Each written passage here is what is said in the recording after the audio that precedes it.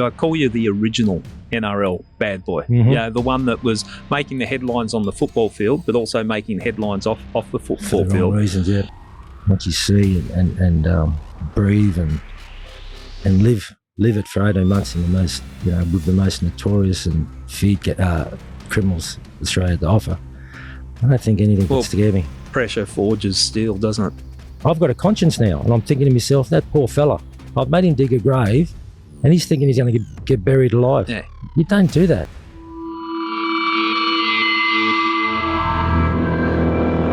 Johnny Elias, welcome to I Catch Killers.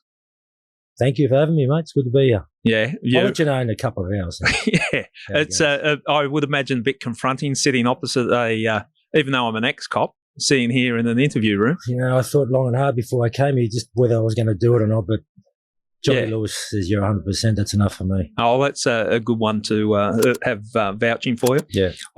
I'm surprised with the amount of people, I shouldn't say surprised, but the amount of people that talk so highly of you too. Like I mentioned, you were coming on the podcast, and you just seem to be one of those people that people gravitate towards. Oh, I didn't know that, but thank you for the kind words. I've just been myself. I think just be honest and show respect.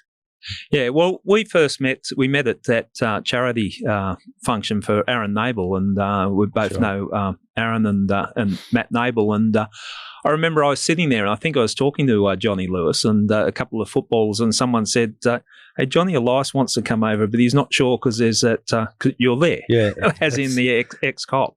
That's 100% correct. Wherever Johnny Lewis is, I'll magnate to him, but I saw you then, I thought, oh no, I'm not sure this is a good look. But Johnny said you're 100%. So did Matty Nabel, so that's enough for me. Oh, well, that's good. Thanks. I'm glad someone's vouching for me. Yes. I've followed your career, your football career, and in doing research for this podcast, found out a little bit more about you. And I know you had that reputation of being the, I call you the original NRL bad boy. Mm-hmm. The one that was making the headlines on the football field, but also making headlines off the football for the field. Wrong reasons, yeah. And we'll talk about that and the lessons that you've learned, and messages for people that are going through the same thing that you went through.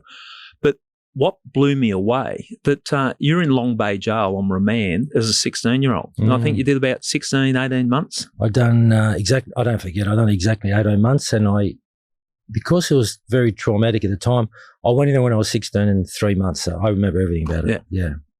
See, 16 and 3 months, the schoolyard was intimidating. Yeah. But how did it feel walking into a prison? I don't know how I got through. Honestly, the first question they asked me when I got there, they said, are you suicidal? And I'm thinking, geez, a kid at 16 and 3 months. What a question to ask someone. I didn't know. I couldn't comprehend it. But I had to survive for 18 months, and I done it through... Well, it was a bunch of kids in the yard, not much older than me. I think they're 18. Yeah. And I think they're all dead at the moment.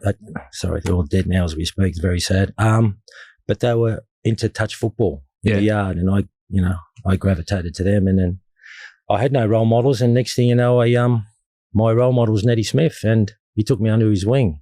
Yeah. So I didn't know how bad he was. He was just the king of the yard. So, but I'm indebted to the bloke because he got me through and got me a sweeper's job, and it was a tough 18 months, but I learned so much. I learned how to survive. So, John, in the yard at Long Bay with Neddy Smith, I think most people would know who he is, but for those that don't, he was, I'll describe him as one of the most notorious gangsters going around in Sydney. Circles. At that time, most dangerous, I think. Yeah, and he ended up in prison for murder, but he was a standover man, armed robber, and all sorts of things. Yeah, he was violent. If you've seen that show Blue Murder, Roger Rogerson, Neddy Smith, Graham Abbo Henry, that whole crew. Yeah. It was pretty tough. So in the yard, he would have been fairly fearsome, and I think he's about 6'4" monster, isn't he? Monster. Yeah. But, he was about 110 kilos of muscle back then. Yeah. He was a king of the yard. There was a presence about him, and everyone. He had the respect of the yard. So, I'd heard that from... so you got to remember, back at 16, there's no Google back then. I didn't exactly know who he was. You couldn't Google his name and go, notorious rapist, murderer. There was none of that shit. That's true. You would have just been thrown into this cage. Yeah, and other people are telling me, watch out for him. That's Neddy Smith. You don't, You wouldn't know. Wouldn't know. Okay. I know the prisons back then, They're improved a bit, but they're still a bad place. But there was a lot of violence in the yard at Long Bay, and especially in the remand section. It was nearly every day. You'd see something would go on. It'd be, whether it be fisticuffs or someone getting shivved in the yard. It was frightening for a 16-year-old. But like I said, I was very lucky that Neddy Smith took me under his wing. I don't know why. Oh, I do know why. But I'm very fortunate he did. So. Yeah. And there was you learnt something in prison, even at that early age, about in that world, the criminal world, about being staunch. You saw something in the prison, a very violent situation. It was in the footy yard. They give it to us once a week, and we'd finish playing touch football, and there'd be toilets on the oval there. So I ran back to go to the toilet to, as people do, and I seen someone get into someone else with a shiv, and I just turned a blind eye. And 2 days later, I got a knock. I'm not knocking on the door in my cell at 1 o'clock in the morning. Yeah. 2 policemen came and they said, "John, look, the bloke that just got, he's on his last legs. We don't know if he's going to survive or not." But they said, "Have you seen everything?" And I didn't open my mouth. I shut my mouth and I said the bloke was delusional to those words. And they said, "Listen, you tell us what took place, and you sign the statement now. You go home. You can go home right now." The offer was very attractive. I could imagine. Yeah, but no, I didn't do it. There's no way, just couldn't do it. Not give anyone up. I was very staunch at that time. And of course, I didn't give that fella up. The next 2 to 3 months, things were going very well for me in jail. I mean, I got a job, got looked after, and Neddy Smith took me under his wing. He said, he was grateful that I didn't open my big mouth. Not big mouth. He's grateful that as a kid, he was very surprised that I kept my mouth shut. When you saw that and the way you've described it, very violent incident, someone being shivved, and the cops and the corrective services drag you into, you've witnessed it. What did you see? And you stayed staunch. And when I say staunch, I know in the world that you operated in the criminal world or in the corrective services, that carries a lot of weight to be staunch. Back then it did, absolutely. Yeah. Now it's... The world's changed. The world's changed, but no, back then it was. And plus, I had the attempted murder charge, and I knew I didn't do it, and I didn't trust the police. Yeah, that was in my mind as well. I got 2 coppers coming here saying you're going to walk out if you just make a statement against what you saw, and I thought about, I don't trust you people. Yeah. I can't believe a word you said. You've loaded me up on something I didn't do. That was another reason as well. But being staunch is so important in jail. Yeah. Because if I had ratted, everyone would have known. If I'd ever gone back to jail, well then, your time in prison would have been a lot different than if you ratted there. Or would have been in protection, I'd say. Yeah, for sure. 100%. For sure. It's, as you said, a huge decision to make. But you chose, okay, this is the world I'm living in, and I'll live by their code. Yeah. And that's... But I understand how people could have gone the other way and made a statement and just said, "Get me out of here." Yeah. And it happens, as you speak, it happens every day. Now, you were in there, you're on remand for a stabbing, I think it was. Yeah. Yeah. Now, you've put your hand up for a lot of stuff, but you've always maintained that was a fit up. That Gary, before I come on here, I said to myself I had to be honest and had to be transparent. But at 16, they come knocking on my door. I understand they charge me for these assaults, kids going around, bashing other kids in other suburbs, and that's fine. But there was this one particular charge they laid on me I just didn't understand. It was an attempted murder of a bus driver with a shiv. I was numb to really understand why they charged me for it. I worked it out years later, but I never got on the bus. Anyway, cut a long story short, we'd finally got to court. We tried so many times to get bail, but they wouldn't give it to me, the severity of the charge. And I went to the children's court for everything, and the prosecutor was there, and he said, "Look, no, this is a serious charge. You can't be in." It's coming from the police, of course, as you know. He's got to go to Long Bay Jail. So I went to Long Bay Jail, but we got to court, and it was the children's court. Yeah. For the stabbing the bus driver. My lawyer, because I didn't know what to expect, because the witness got up and said he was on the bus and saw me, that I was on the bus. And I'm shaking in court and I'm thinking, what's going on here? Anyway, he wore him down to say that the witness said the copper, Neville Scullion, told him to say that was me that stabbed the bus driver. Right. And the magistrate said, "Stop it there. Charges dismissed." Right. Of course, I didn't do it. Yeah, anyway. Now, if that had happened now, I'm sure there would have been some sort of semi-commission over the police. Yeah. Something would have happened to him. Anyway, charges dismissed, and we tried to get bail. He said, look, I can't because you're an adult. You got to go to the district court and Supreme Court for the other charges. They wouldn't give me bail. I just didn't understand. Yeah. But after 18 months, I fronted a judge by the name of Cameron Smith, and the reports on him were he's very vicious and wicked, hard when it came to sentencing. Yeah. But in court every day, I didn't know it. I was there for 3 days. It was Sister Anne King. She was the school I went to, St. Jerome's Punch Bowl, and she was the principal there. Sister Anne King, God love her. She'd come in every day, and I remember the judge. He wouldn't look at me when he was sentencing me. He just looked somewhere else. And I've turned around. She's praying the rosary. Yeah. Unbelievable. He just said, mate, look, you're an adult now. I don't think you'll come back. You've spent 18 months. Go home. So. Okay. Yeah. And that must have meant a lot to you, the fact that the teacher from your school's come in and the nun. She was a nun. Sorry. Supported. Sister Anne King. I'll never forget her. Yeah. Busy start to young adulthood in the yard at Long Bay and hanging out with the likes of Neddy Smith and seeing what you've seen. Let's wind it back a little bit. Your childhood. You were born over in Lebanon. Yeah, I was born over there. Yeah, Beirut. Was that? No, it was in the north of Lebanon, a place called Hardin. Right. Yeah, I was born there. I've got 3 other siblings. I'm the youngest. Dad died before I was born. Mum was 6 months pregnant. Yeah. So she said, what am I going to do? And she had uncles out here. Yeah. So I don't know how it worked those days. You signed papers or something. So they got us on a ship and cut us out here. So it was 4 of us here. Very hard life for me, Mum. And a hard life for yourself. Yeah. And it comes across in your story that, you didn't have that male role model. And I think there was something you mentioned. You look at the family photos of your mum, your dad, and your other siblings, and you're not there. No, and that sort of played on your mind a bit, I would imagine. Yeah, from about 7. Yeah, about 8. I was about 8. Started to think about it. Yeah.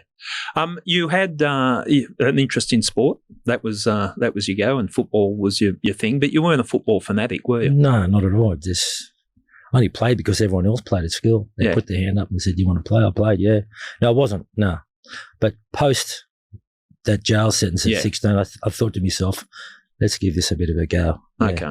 And you were looking, I know, and just before you got to jail, you had I think a football coach that was almost a substitute role model for you. Ron, was it?Ronnie Miller. Geez, you've done your research, Gary. I like reading your book. I really enjoyed it. You brought back some good memories. Yeah, Ronnie Miller, he took me everywhere. He was my first father figure. He just lived up the road. He coached me in under 9s and 10s. Just took me everywhere in the car. And we done everything together. Went to Luna Park and he was like my father. Yeah. And then he broke up with the missus. And one day he came and he said, "John, I've got to go." He just got in the car and took off the cops half. And I remember that day. I bawled my eyes out. And how old were you at the time? 10. Yeah. Yeah. And I never saw him again. Yeah. The tough start. It was tough. Okay. So football, you've decided you got some skills. Let's make it in football. So talk us about that. All right, post-release, 16, 18, I think I went and played trial for the, because it had been my junior club, the Brothers in the Canterbury Bankstown district. Yep. And at that time, I think it was under 18s. At that time, you're a sister club to Newtown. So if you're Canterbury junior, you can go over to Newtown. If you're Newtown junior, you can come back. So that's how it worked. And a friend of mine by the name of Peter Ricks, who knew a selector by the name of Leo Shields, he said, "Listen, there's a kid that's playing for the Brothers. You should have a look at him. You should bring him over." So Leo Shields said, "Okay, he had a look." So they invited me to Newtown, and I played the last 2 games. But you only had to play, just either sit on the bench or get on so you can qualify for the following year, because the sister clubs had finished. So I remember that it was a game against Norths. I wasn't playing, I was only on the bench, and a bloke by the name of Grant Elias, who played a lot of first grade for a lot of clubs, he couldn't make it for 3rd grade. So he rang up the coach, and coach came over and said, "John, you're on." You know, I thought most kids would it didn't worry me. I thought, yeah, okay, great. And I kind of played okay. Then I played the following week. I started with beat St. George. So they gave me a contract, and I thought, how good's this? Young kid, just got out of jail, beautiful. Contract was okay. So I met Johnny Lewis. And I'll just point out if people are listening and you're referring, and this is a respect Johnny's got for you. Johnny's come in and sitting in on the podcast. Oh, I love it. He's my insurance, yeah. shout out to Johnny Lewis, but he's keeping an eye on me that I do the right thing by you. That's a respect we got for you. Brought in the big hitter. Johnny Lewis, the legendary boxing trainer. How did you... I don't look at him as a boxing trainer. I look at him as a father figure. He gave me a good advice long time ago. He says, and this has been with me. That's probably why these people... there's a bit of respect there for me. He says, look, John says, if you've got nothing good to say about anybody, do not say anything at all. Yeah, good advice, isn't it? And I've tried to live that. And as I said at my birthday, when I got up and spoke, I says, John, sometimes it's fucking hard. There's some bad people out there. You got to say something to them. But he's right. If you've got nothing good to say, don't say anything. Wise advice. Okay, so Newtown. So you signed with Newtown? Newtown, yeah. And things are going really well. I said, I'll give this a go. I said, why not? I like it. I like the team camaraderie. I like being around other players.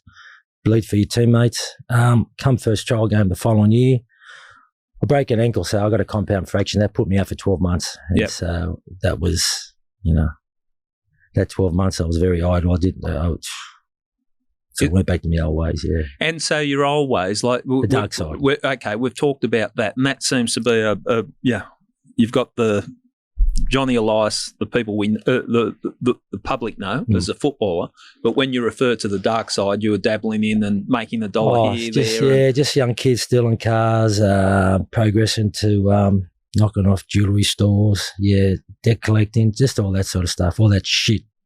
That's all I knew. I wasn't qualified to do anything else. And what dragged you into that world, John? Oh, it's the excitement. I like the big lights. I like the easy money. I liked, and I kind of like the buzz out of getting away with something you're not supposed to. Yeah. And, so.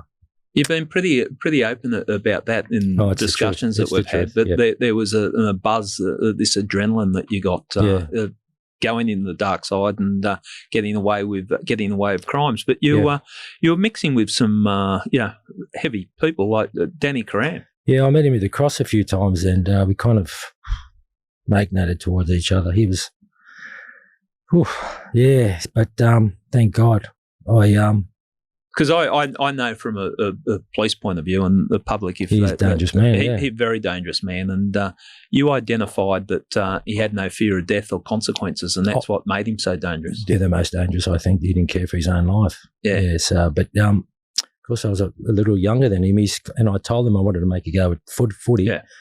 I mean, it was funny one day. He said, no worries, John, you go do what you want to do, but if he doesn't play you first grade, I go kill him. And he probably would have. I said, I have to keep away from this bloke. He was too dangerous. Yeah. Well, his own gang. His own crew got him, ended up taking him out, didn't he? Yeah. So, okay, so you're dabbling between football and then the dark side.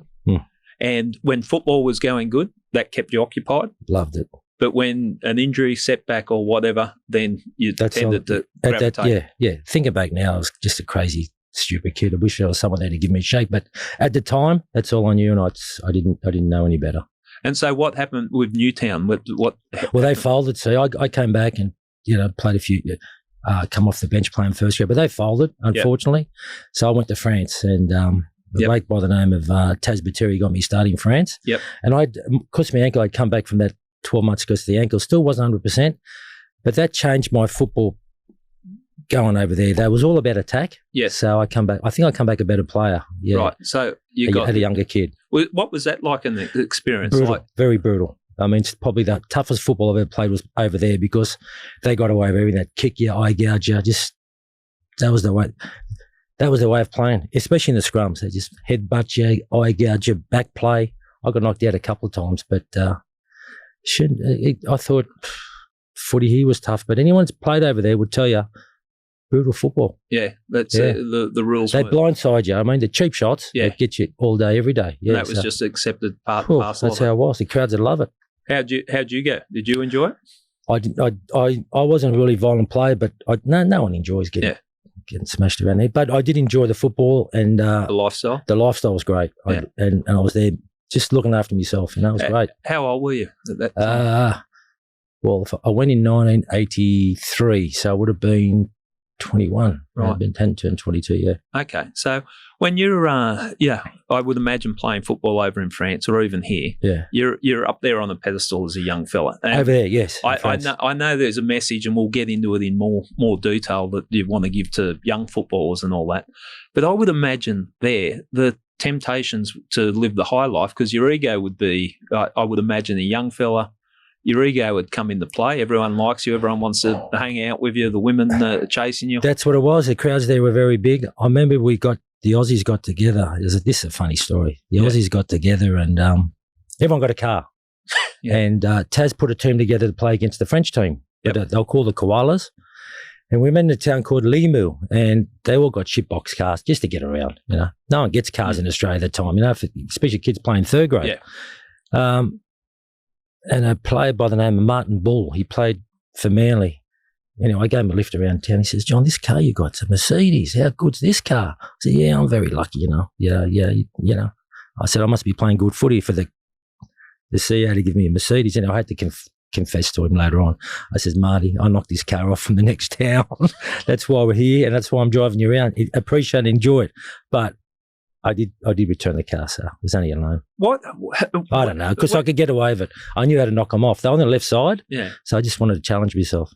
Right, because you'd never stolen left-hand. Yeah, it's all the same. Yeah, the wires, they're all the same. But like knocking off cars over here, and you were knocking them off not for profit, not for gain, just for joyrides. Because you could. Yeah, it was fun. Kids did that. That's all we did growing up. And your mum raised you, and I know she's been a constant in your life. And what was when you were going off the rails? How did she react? The honest truth, Mum was working 14 hours a day just to keep the house, and no one could control me. Yeah, I'd sneak out the front bedroom, go meet up with my mates at 1 or 2 in the morning. My brother George was too busy studying to be a lawyer, as he is now, and I'm so proud of him. Yeah. And the other brother Joe had left school early so he can work in a factory. Di set him some sort of place there so we can just help the family. We didn't have enough money. Yeah. Yeah. Tough. Very tough. But I didn't know. I just didn't understand. That's and I speak to a lot of people on this podcast, but also other people. And if you grow up in a tough life, you just think that is the norm. Yeah. That's the norm. You don't know any different. So France, you've come back from France. You've had a good time over there. I loved it. Yeah. When did you hook up with the Brisbane team? I come back and went to South Sydney 1984. Yep. I played half the season there, and just wasn't. I don't think I was playing good enough to get another contract for 85. And I think Terry Parker says, "No, we're going to sign Cole Murphy." Yeah. From Newtown. I love Cole Murphy. Yeah. So I said, if you're going to get Cole, I'm not in the same class. So that was good. But I went to Taz and a bloke called Hubie Abbott, who played in France. Yeah. And my brother George contacted Brisbane South because George could see that things weren't going very well for me. He had to get me out of Sydney. So George tells the story. He went to Brisbane and met up with Wayne and the CEO a bloke called Jim McClelland. I said, listen, I got a brother. He goes okay in footy. He's not too bad. Can you get him out? He needs to get out. And Wayne done a bit of research. Yep, they signed me in 85. I'll tell you how funny it was. At the time, Wayne's a policeman. Yeah. And the team's got 6 players in there that are coppers. Yeah. Fuck, I wonder what I've done here. I mean, this is not for me. But it was the best 12 months of my life to this day. Yeah. And those policemen, didn't judge, didn't do anything. They were like best mates. That is the beauty of team sport, isn't it? That's the beauty. That. Yeah, you come from all these different places, and no one's judging you. No. And it's just what you. And they knew. I'm sure they knew. Yeah, I'm sure they would have known. Just the best time of my life. That 12 months. Wayne was a big influence in your life, and has been a consistent in your life. What is it about Wayne that you gravitated towards? He tells the truth. Yeah, he doesn't bullshit, and he'll tell you the truth how it is. And I remember I couldn't break into the first time. Yeah. And I'm thinking to myself, I'm here. And I had a job. It's the first job I probably had. Bricky's labourer. And I'm looking after 2 brickies, and I'm coming home and I'm fucking is it okay to swear? Yeah, you can swear. And I'm sweating, and I said, what am I doing here? I could be in City taking shortcuts and making a good earn. I rang him up one day. I said, Wayne, I just played reserve grade and I've done 50 tackles. Wayne laughed. He says, we don't have stats. We don't do stats for reserve grade. I just made it up. I said, yeah, mate, I didn't come all the way here just to play reserve grade. He says, John, these were his honest words. Said, you want to go home? You can go. But I've got to tell you the truth. It's not your defence I'm worried about, it's your attack. Yeah. You know, you haven't shown me any attack, that's only half the game. And he was right. He was 100% correct. And thought about it. I ended up staying and we won the premiership. So that was a good 12 months. Yeah. And we've been close ever since. He's tried to sign me twice. He's tried to get me back. But there's a couple of reasons why I didn't go back. So, well, it was almost like a sliding door moment. You, and this is my take on it, you knew that you were better off being in Brisbane because you're away from all your dark side. And it was too easy for you to fall back into the dark side back in Sydney. Without a doubt. And, do you sometimes contemplate where your life might have been if you stayed up in Brisbane away from all the I used to do that often, but I try not to reflect on the past. It takes up a bit of space up here. I don't like it. Yeah, fair enough. Yeah, I left Brisbane South. Peter Moore came to my brother's office, and he's pretty good with the verbal, and he convinced George to sign me. I still said no. And the only reason I went to the Bulldogs was because Wayne Bennett come to me a couple of months later and says, John, I can't coach Brisbane the following year. They gave me a job with the QRL or something. You can't do both. Yep. So that convinced me to sign with the Bulldogs for a year and a half, or for half a year. And how was that when you came back? Did you then dabble in the dark side as well? With the CEO, mind you. Yeah, I'd done something silly. I was going okay, I thought. I think in the first 10 games I played 8 first grade. So, yeah, I thought I was going okay. And I think they were the best footy side of the world at that time. I remember what you did with the CEO, the credit card. Yeah, that was a bit silly, but, you know, I thought it was just a practical joke. Look, it was a bank card back then, they're not credit cards. Let's talk about it, because I think that gives people listening an understanding of, you just make, let's say, stupid decisions, don't you? It wasn't planned or anything. Him and I got on so well. Peter, I love the man. I loved him so much that when he was dying of cancer, I went to visit him. Yeah. So that's how much respect I had for him. But at that time, we're talking 86. I still think back and laugh. Jesus. He'd be drinking and we'd give each other a cuddle. His wallet fell. I said, okay, because, and I've lifted the wallet, give it back to him, minus the bank card. So that's what, so I've taken the bank card, I grabbed a couple of players, and I swore to this day I wouldn't name the players, and I don't, and I never will. They know who they are. There was 2 other players, so we went to. I have no. What's the word I'm looking for? I don't get much satisfaction out of saying this, or I don't. It's not something I'm proud of. But we went to a massage parlour. It was on Canterbury Road, Balmain. So we've gone there, and there's 3 of us, and you get a bank card, and before you pick who you want, and before you go, you've got to sign and pay.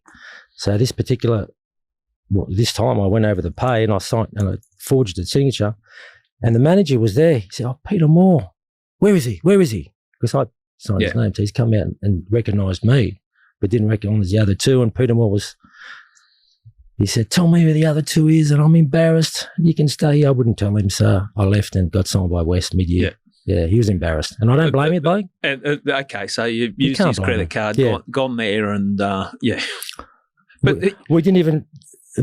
Nothing happened. We didn't even go upstairs. There was no theatre.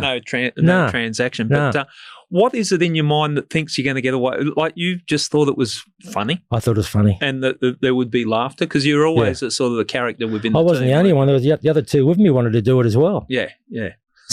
So it wasn't well planned. No, it wasn't well planned. Just young and stupid. Going to get caught. Okay, so your career there ended. Where did you go from there? Well, he said I was a little bit happy because I said I'll go back to Brisbane. Then there was another coach of Brisbane South. Yeah. I said I rang up Bob McCarthy. He said he was coaching the Brisbane Panasonic Cup. Yes. I said, listen, I'm going to go back. Is there a chance I can make? He said, of course, you come back and play well, we'll put you straight in. But he wouldn't let me do that because he knew I wanted to do it. He was trying, like it was a payback or something. The CEO. Yeah. Peter, he said, nah, I'm not going to let you go there. You can only go to West or Cronulla. Yep. I didn't understand why. So they paid me out, and Jack Gibson didn't want to bar me, which I couldn't understand because he was no angel himself. But I remember Belmar Oval, Steve Gosh and Rick Wade were there. So I signed for mid-86 to 87, end of 87. With West? West, yeah. Yeah, okay. And how was that time? Great. That year and a half I played very good football. I was proud of myself. It's kind of, someone took an interest in me, I'd pay him back. That's how it was with me? Yeah. Steve believed in me, and I think I gave him my best. You're a complex character because so many people stand by you, and so many people like you, and you do stupid things, bad things, or whatever, and But this I is stand by them too. I think your openness and honesty here, people can resonate with. Like they can relate to it. That we all stuff up, we all fuck up and make stupid decisions. Sometimes mine's on a different level. Yeah, some bigger than others. Yeah, you ended up at Balmain with Alan Jones as coach. Yeah, that came later on. Yeah, but I left West, went to East. Before I got a phone call from Ronnie Jones, said, "Get your ass here to Eastern Suburbs." Yeah. But at the time, Johnny Reba had gone to visit my brother George and said, "We're going to sign him for the Broncos." Yeah. The inaugural season, I think it was 88, I think it was. Says George, John Reba's got there, George, good money. Yeah. And I thought, George, good, sign it. I said, George, why don't you sign that fucking contract? He said, don't worry, if they really want you, they'll pay you a little bit more later on. So a week later, I got a phone call from Ron Jones. He's come into his office. And this office, I'm still a young kid. This office is as big as this fucking. Okay. It was just like out of this world. So he said, sit down. This is Ron Jones. Ron Jones. East Leagues. He said, sit down. How much do you want? I said, but you called me here. You got to make me the offer. Anyway, the money was good. And it was a perk on the side as they did back then. And I said, give me an hour. I'm going to have some lunch and I'll think about it. And then I said, no, I'm not going. I'm going to go Wayne Bennett to Brisbane. That's where I belong. And I stay out of trouble. I can do good for myself. So I rang up Mum. And I said, Mum, I'm going to go. This time I'm going to go to Brisbane. She started crying on the phone. I'll never forget it. She said, where are you going? And I think it was her way of saying that she missed out on me when I was growing up. She wasn't there for me. I signed for the Roosters and I ended up staying there for a year and a half. Yeah. Okay. How was that time for you? Terrible. Out of the 2 years, I didn't play well at all. I knew there and then I made a bad decision, and I was on the reserve for reserve grade, so my heart wasn't there. I played some games. I put the effort in, but it wasn't for me. There was a thing throughout your career that you tended to perform when you're playing first grade or the important matches rather than you just didn't have it.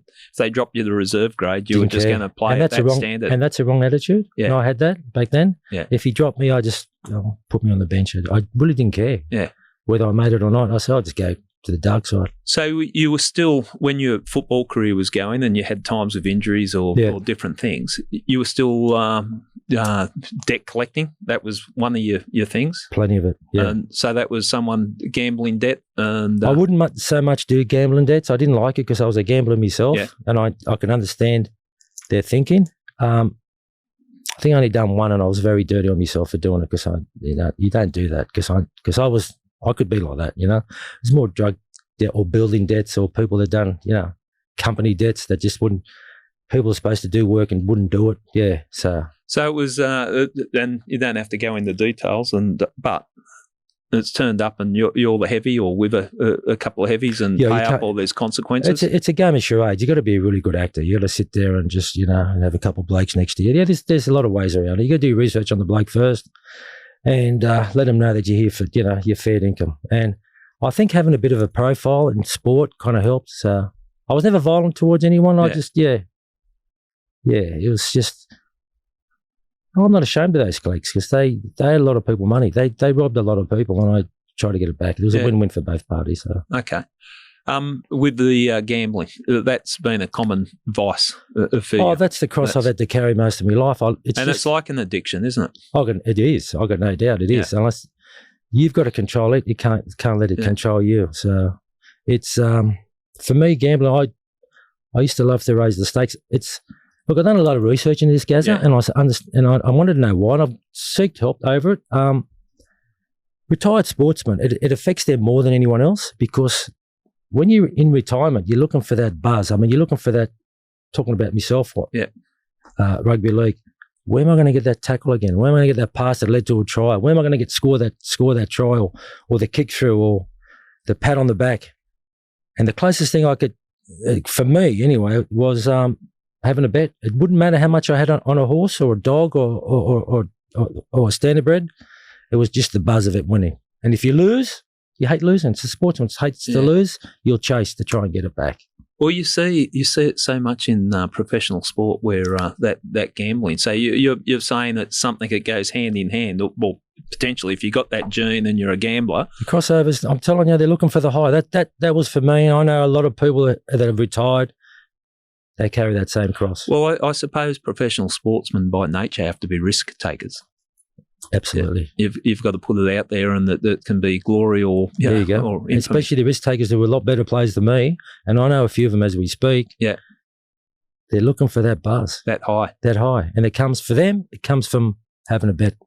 I find that really interesting, John, because I put myself, and there was these are the type of people that come into your life. But was it Kerry Packer that you met when you were playing with Scone with Jonesy at 1984? He's out of all the fucking people he's called into the room, we went there on a weekend trip at his Scone farm. He just walking past, he kind of looked at me, then he told John Elias, I want to see you. Yeah, tell us about that conversation. He's got me to his something similar to this, one of 50 rooms, I'd say. Yeah.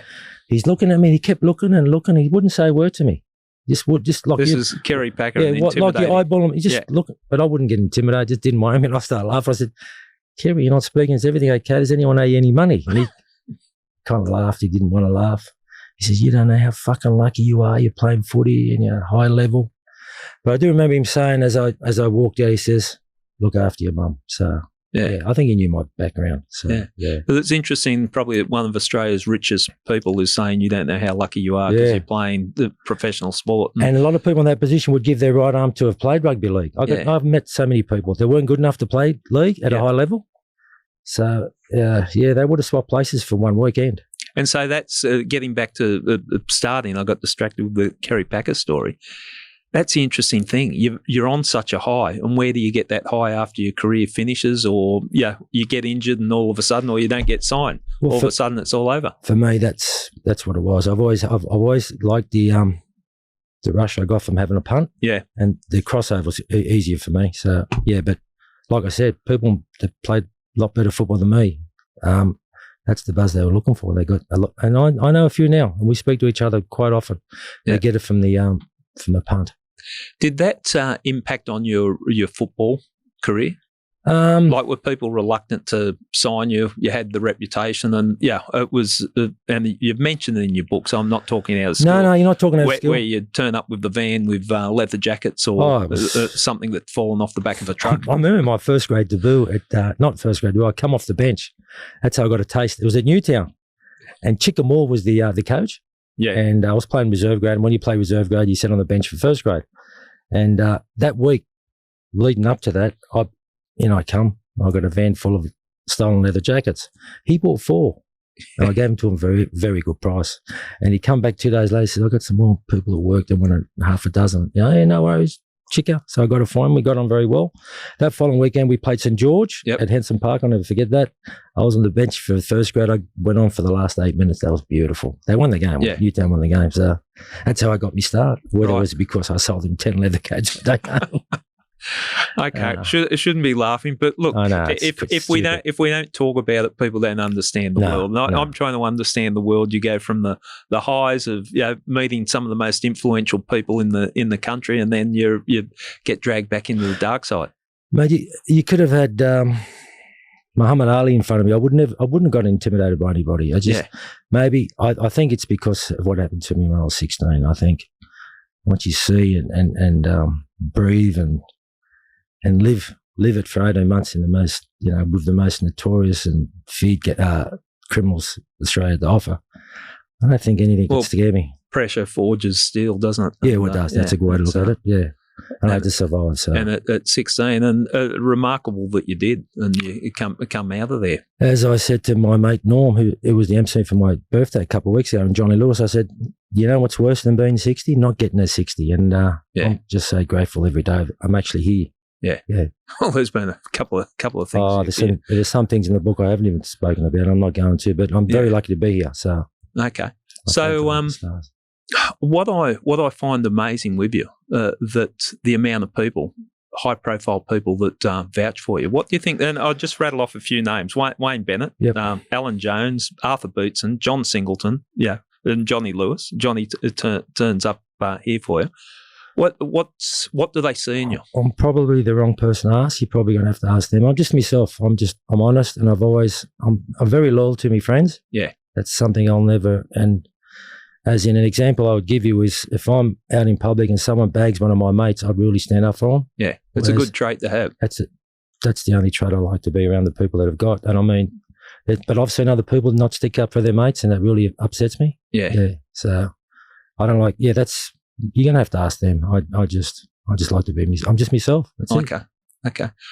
With the gambling and when you're running playing football, you're doing a lot of stuff with the dogs, not the Canterbury Bulldogs, but with the dog races, the greyhounds. You got a wrong, Gazza. Oh, Jesus. The harness, standardbred. Oh, right. Okay. The trots. Harness. Yeah, trots. Okay. So what was your? Well, I wasn't actually physically doing anything, but you'd get the word and. Some horses had a better advantage than others, and we put our money on, as Norm knows. And you get a there's no guarantees, but if you've got an advantage when it comes to gambling, you have a good chance of winning. And we had that for a couple of years. And football I didn't care about footy. That's why I was at the Roosters. We made too much money out of the bookies bags on the trots. Right. So that was your gambling was surpassing what you're earning with football. Oh, much more. Were you using it worthwhile, or were you the more you win, the more you bet? Well, that's all gone back. Well, whatever you win, it's just a loan. Yeah. That's where the rush was, because I wasn't playing good footy and I didn't care, and I was getting the rush going to trots every Friday and backing a horse. You knew what to win. You got an advantage to win. Go straight to the front and stay there. And they were great days at Harold Park. But. Good times don't last forever. So no. So there's. Oh no, I'm not. If you're trying to ask me am I in front on the punt, definitely not. Well, I do ask people that, and I've never seen anyone that really comes out ahead of it. If I've got an old saying, if you can win gambling, there'll be no one working. I've done it all my life just for the buzz. Yeah. Okay, so your football career, you've ended up at Balmain. Yep. With Alan Jones. Warren Ryan first and Alan Jones. I did 5 years there. It was great. What was it like there? Because that's where a lot of your good football was played. It was. I got there in '89, and I wasn't good enough to play that grand final side, but I was on the bench. But 89, 90, 91, 92, come back in 94. Yeah, I just loved Balmain. Yeah. Oh, it's the best 5 years of my football career, except for 85 in Brisbane.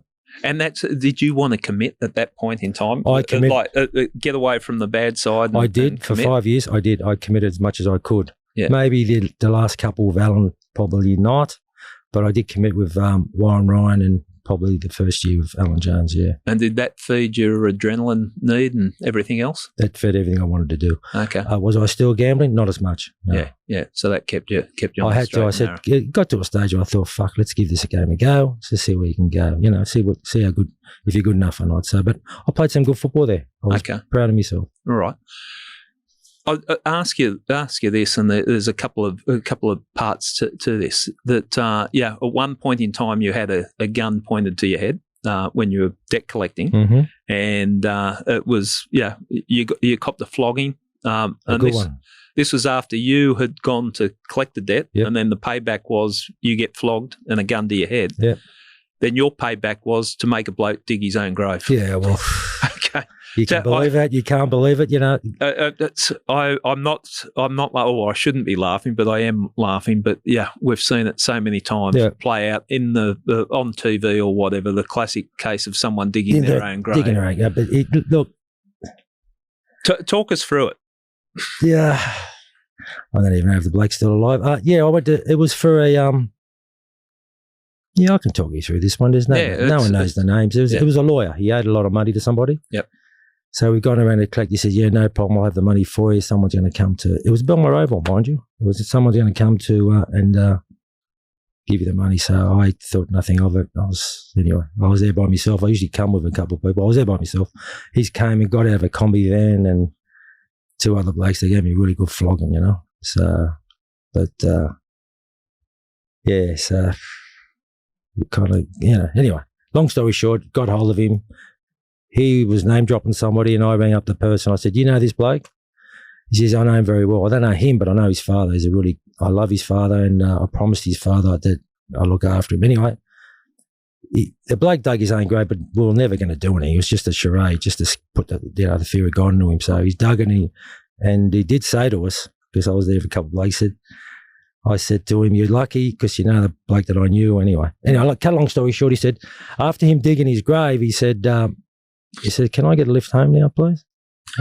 I said, "Bloke is just fucking nearly deathbed anyway." See, that was funny. The truth is stranger than fiction. Yes. Like, here's a bloke that you've got with the shovel, digging his grave, knowing that he's digging his grave. You've got no intention of putting him in there. No way. It was just a game. A game. Then when he thinks, okay, he's managed to talk his way out of it, then he's asked for a lift back. He asked for a lift back, and me and the two blokes started laughing. I'd want to get the fuck away from you. I wouldn't want to get back in the car with you. Yeah.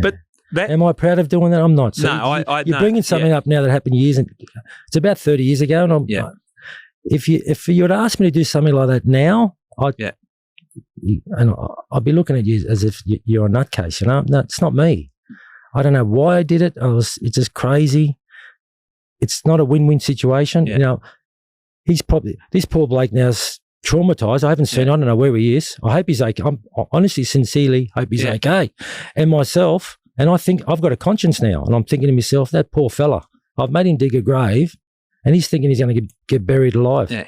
You don't do that. But, John, I think that's an important message you can get out. Like, at that time, you didn't think anything of it. And thought nothing of it. What I see with that whole story, it's classic, and I'd seen it in the cops. It's escalating violence. So, okay, you turn up to bounce him verbally. And I got bounced. They turn up and bounce you and flog you. Then they put a gun to your head, and then you take it to the next level. I'll make you dig your own grave. Yeah, and that's how it escalates. And it does escalate. And look, I've always wanted to know why I was like that. I got help after I got out of jail in 2003. I went and seen they put me on a bloke called, anyway, I'm not going to give his name. No. He's a psychologist.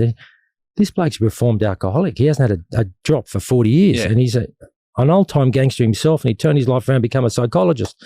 He says, "John, do not be too hard on yourself," because I started to have these feelings, poor fella, what I did to these people I've done in the past. He says, "You didn't know what you were doing. You had no idea." And he's right. Yeah, he said, "You had no idea. You didn't know what you're doing, and don't be too hard on yourself." He says, "John, going to jail at 16, that's no excuse, but they're the reasons you were like that." That's trauma. Yeah, that's trauma. So, yes, I do think about the things I've done in the past. Do I do it often? I try not to, but it's very difficult unless, if you haven't.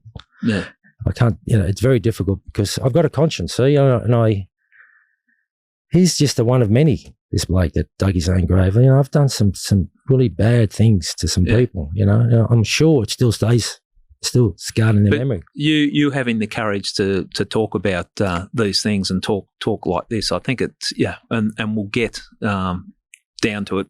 Messages that you want to pass on to young fellas going down that path. But you look back and go, what the fuck was I doing? What was I doing? And he made a very good point. When my mum she came out here with 4 kids and she had no guidance. And I remember my other 2 brothers, they got floggings off my uncles for misbehaving, because they had their own kids for misbehaving. And I'm there for one particular, I don't know why, it was a particular uncle who would never put a hand on me, but I'd see him flog the other siblings. Yeah. And I just thought that was the norm. I'd go to school and I'd get into fisticuffs and fights. I didn't know. I just thought that's what you do. And I've had that anger in me for a long time. Yeah. I've had that. And and the psychologist said, "Mate, that's your upbringing. You've seen violence and you thought violence was the answer." Yeah, yeah. And you're not looking through the lens that people were, other people were raised Gary, with. I just want to say I don't offer any excuses for my past. Yeah. Not whatsoever. I'm just giving reasons why that happened. No, and I think an understanding of why it happened. But look, I think now's the time we might take a break. And when we get back, we're going to talk about the life and times of John Elias, the good, the bad and the ugly. Let's get some good stuff in here. Okay, we'll get some good stuff and we'll round it out. But no, look, your honesty, and it's not judgment sitting here. And I've seen so many people sit here and look about the life, and it's not as you said, making excuses, No. but understanding No. why someone's turned out the way they did or have done the things that they've done. Why I got on here, Gary, one of the reasons why, because I'm doing it because I had to be honest and I had to be transparent. Yeah. I can't get on here and bullshit. It's just not me. Yeah. I've got a conscience, so I just got to tell the truth. Okay, good stuff. We'll take a break. We'll be back for part 2 shortly. God bless you, son. Cheers.